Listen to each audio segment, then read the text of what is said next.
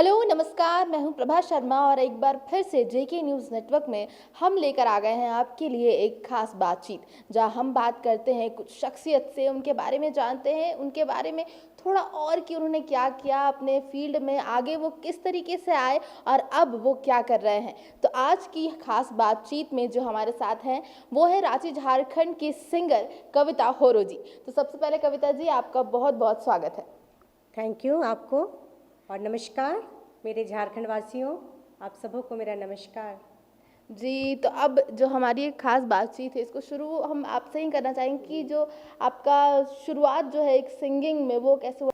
Actually बचपन से गाने का शौक़ तो था ही, तो बचपन की इच्छा क्या होती है कि उसको पूरी करने की आज़ादी तो मिलती नहीं है, लेकिन फिर भी मैंने ठान लिया था कि कुछ करना है। और जैसे जैसे मैं बड़ी होते गई वैसे वैसे गाते गई, आवाज़ में बदलाव होते गया।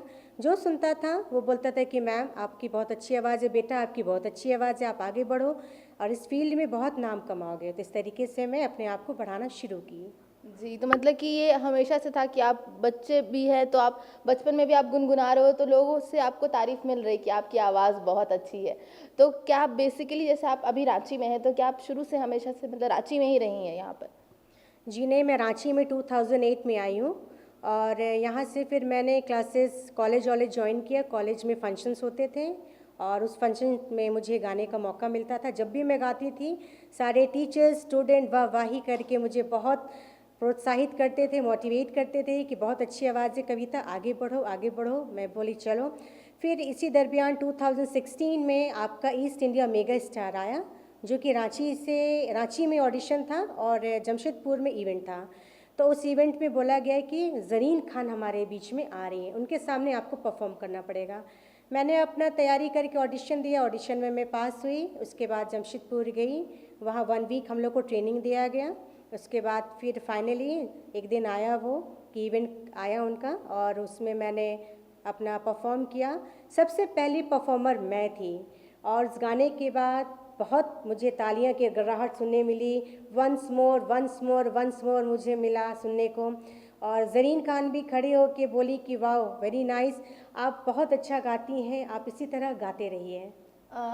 जी, तो आपको मतलब तारीफ़ मिलने लगी थी लोगों से, लेकिन मैं ये जानना चाह रही हूँ कि जैसे होता है कि आपका जैसे शुरू से था कि आपकी आवाज़ अच्छी है, आप गाओ और आपने जैसा आपने बताया कि आप वैसे शोज़ में भी पार्टिसिपेट करने लगी, तो क्या आपने फिर खुद एक क्योंकि एक सिस्टमैटिक होता है कि लोग सीखते हैं या चाहे वो क्लासिकल हो या दूसरे फॉर्म ऑफ मतलब गायकी हो, तो क्या आपने ऐसा कुछ करा कि आप उसको और थोड़ा एनहांस कर सको? एक्चुअली मैंने कभी संगीत के मामले में सीखा नहीं था, ध्यान नहीं दिया था और क्लासिकल का सा भी नहीं पता था, ग भी नहीं पता था, बस मैं गाने सुनती थी और गाती थी। और मतलब ये आपका वही हमेशा से रहा कि आपकी आवाज़ अच्छी थी तो आपको उसमें और इंटरेस्ट आया। आप खुद से ही उसको और एनहांस कर रहे थे, ऐसा जी। कुछ प्रोफ़ेशनल नहीं था मतलब कि ये चीज़ हमको नहीं लगता है कि जो लोग सुनते होंगे उनको सुनकर ये चीज़ पता चलती होगी कि आपने कोई ट्रेनिंग नहीं ली है, ये आपका मतलब एक इनबॉर्न टैलेंट है हमेशा से। जी। और 2016 में इंडियन आइडल कोलकाता में मैं गई थी वहाँ और तब मुझे रियलाइज़ हुआ कि संगीत का सा सीखना चाहिए मुझे क्योंकि उस राउंड में मैं गाला राउंड तक गई थी और सोनू निगम जी और फराह खान जी से मेरी सामने सामने बातचीत हुई थी। उन्होंने मुझको कहा कि आपकी आवाज़ बहुत हटके है और आप एक काम कीजिए, आप तालीम लीजिए, क्लासिकल बेस आपका मजबूत कीजिए, आप बहुत आगे बढ़िएगा। और तालीम लिया मैंने हमारे यहाँ मिताली घोष, उनके यहाँ मैंने सीखा। बुल्लू पापा जी के यहाँ मैंने 2 साल की क्लास किया था और इस क्लास में मुझे बहुत कुछ सीखने को मिला कि कहीं कहीं हम लोग सिंपल गाते हैं और मैं तो शुरू से बचपन से ही लता जी आशा जी को सुनते आ रही हूँ और मैं कोशिश करती हूँ कि उन्हीं की आवाज़ में गाऊँ। और बहुत जगह मुझे और उनका नाम का टैग भी मिला कि आपकी आवाज़ तो आशा जी जैसी है। बहुत अच्छा लगा मुझे सुन के। लेकिन जब मैं बुल्लू पापा के यहाँ सीख रही थी तब उसमें कुछ आलाप होते हैं, कुछ मुर्खियाँ होती है, वो सब लेना बहुत ज़रूरी होता है गाने के बीच में। अगर आप बिना सीखे गाओगे तो एक सिंपल वे में जाएगा जो कि लोग हो सकता है सुने लेकिन उतना मतलब कि ध्यान ना दें। गा ली ठीक है, लेकिन जब ये सब तालीम लेने के बाद जब हम गाते हैं तो हमारे गानों में वो सजावट आ जाती है। तो यहाँ पर आपने कहा कि बहुत लोगों ने कहा है आपको कि आपकी जो आवाज़ है वो लता मंगेशकर और आशा भोसले की तरह थोड़ी है, तो यहाँ पर तुम ज़रूर सुनना चाहेंगे। आपका कोई ऐसा उनका कोई फ़ेवरेट गाना हो जो आप हमें सुना सकें? जी, तुमसे मिलकर ऐसा लगा। बिल्कुल बिल्कुल। तुमसे मिलकर ऐसा लगा, तुमसे मिलकर अरमां हुए पूरे दिल कर, है मेरे जाने वफा, तेरी मेरी तेरी एक जान है। थैंक यू वेरी मच, बहुत अच्छा था। आई थिंक पुराने गानों की खूबसूरती कुछ और ही होती है। जी जी, एकदम पुराने गाने में ही एक खूबसूरती बनी हुई है, आज भी बनी हुई है और आगे भी बनी रहेगी। जी। तो अभी तक तो हमने यहाँ तक का सफ़र आपका जाना है कि आप जैसे रांची में थी, फिर आपने नॉर्मल स्कूलिंग और ग्रेजुएशन करा, फिर आपको जब सराहना मिली कि आवाज़ आपकी अच्छी है, फिर आप जैसे इंडियन आइडल या जो आपने बताया प्रोग्राम्स में आप गए, फिर वहाँ से आपको सजेशन मिला कि आपको एक प्रॉपर उसकी क्लासिकल तालीम लेनी चाहिए, फिर और इन्हेंस हुई आपकी आवाज़। उसके बाद क्या हुआ, फिर आपने आगे क्या करा इस फील्ड में? उसके बाद फिर मैं जब वापस लौटी तो मैंने तालीम लेना शुरू किया। उसके बाद फिर बहुत लोग मुझे धीरे धीरे जानने लगे, इवेंट्स में बुलाने लगे और हर इवेंट्स में मैं अपना परफॉर्म करती हूँ, बस एक छाप छोड़ के आती हूँ। उसके बाद फिर मेरे पास लाइन फ़ोन की गड़गड़ाहट सुनने मिलती है कि हाँ मैम, यहाँ शो है, वहाँ शो है, आप प्लीज़ आइए, हमारे शो को ज्वाइन कीजिए और हम चाहते हैं कि आप अपनी आवाज़, मधुर आवाज़ को पूरे झारखंड में फैलाइए। मतलब कि अब उस चीज़ को लोग पहचानने लगे हैं, पूरे रांची नहीं बोले पूरे झारखंड में पहचानने लगे हैं उस चीज़ को, और लोग आपको इवेंट में अब बुलाते हैं तो रिस्पांस यहाँ के लोगों का अच्छा आता है। तो जैसे अपने झारखंड का कहा, तो अगर हम कोई आर्ट की बात करें, डांस हो या सिंगिंग हो, अब धीरे धीरे उसमें लोग बढ़ रहे हैं, एक्सप्लोर कर रहे हैं, बट कहीं ना कहीं वो अंडररेटेड रहता था कि उस चीज़ को आप, अगर आपको उसको एक्सप्लोर करना है तो आप मेट्रो सिटीज़ में जाओ, बाहर जाओ। तो ऐसा आपको कभी फील हुआ कि यहाँ नहीं रह के बाहर कुछ ऐसा करना चाहिए था, तो आप और कुछ कर सकते हैं, ऐसा कुछ? हाँ, ये बात तो सही है कि हमारे झारखंड में उतना मतलब कि मोटिवेट मिलता है, बढ़ने की बढ़ाते हैं लोग, लेकिन इस तरीके के नहीं। अब सपना है प्लेबैक सिंगर का, और झारखंड में जहाँ तक प्लेबैक सिंगर बनना नहीं बनना कोई फ़ायदा तो है नहीं यहाँ, इसलिए मुंबई के कुछ लोगों से मेरा कांटेक्ट है और लॉकडाउन की वजह से आज इस साल मेरा ऐसे ही बर्बाद हो गया लेकिन नेक्स्ट ईयर मैं आप सबके सामने एज अ प्लेबैक सिंगर बहुत जल्द आने वाली हूँ और बहुत सी फिल्मों का मुझे ऑफ़र भी मिला है। बस अब देखिए, आप लोग का आशीर्वाद रहा और आप लोग का जी। हम क्या नागपुरी लैंग्वेज में कुछ सुन सकते हैं आपसे? मतलब ये मेरे इंटरेस्टिंग रहेगा, क्योंकि जनरली जैसे जो नागपुरी सिंगर्स होते हैं उनसे हिंदी कुछ सुनने को मिलता नहीं। आप वर्सटाइल, जैसे आपने बोला कि आप नागपुरी भी गाते हो और हिंदी हमने आपसे सुना ही, तो कुछ नागपुरी सुन सकते हैं?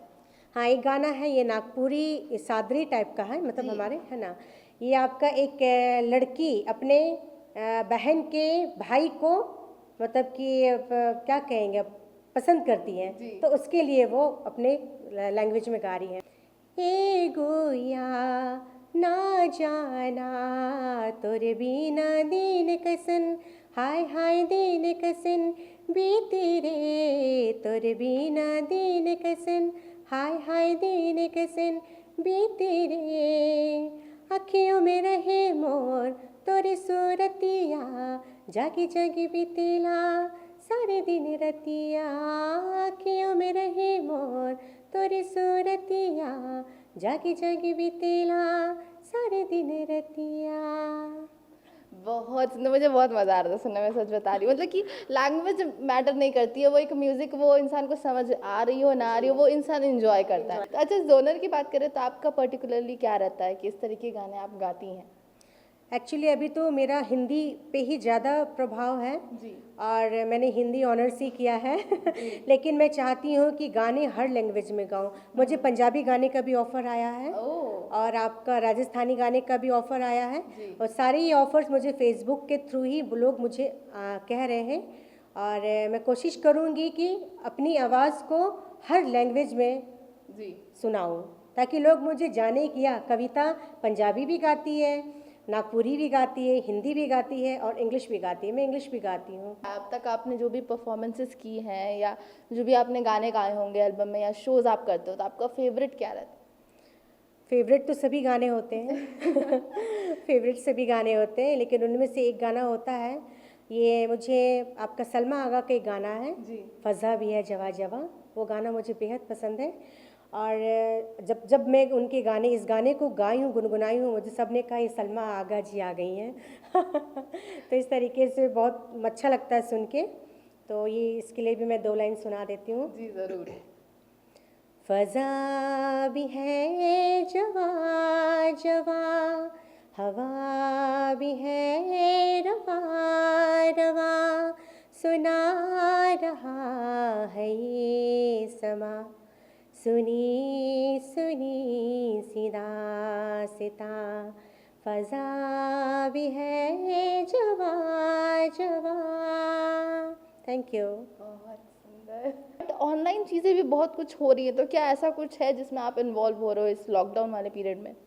जी, एक है हमारे जान परिचित हैं और प्रेरणा दर्पण साहित्य, ये एक हमारा साहित्यिक मंच भी है।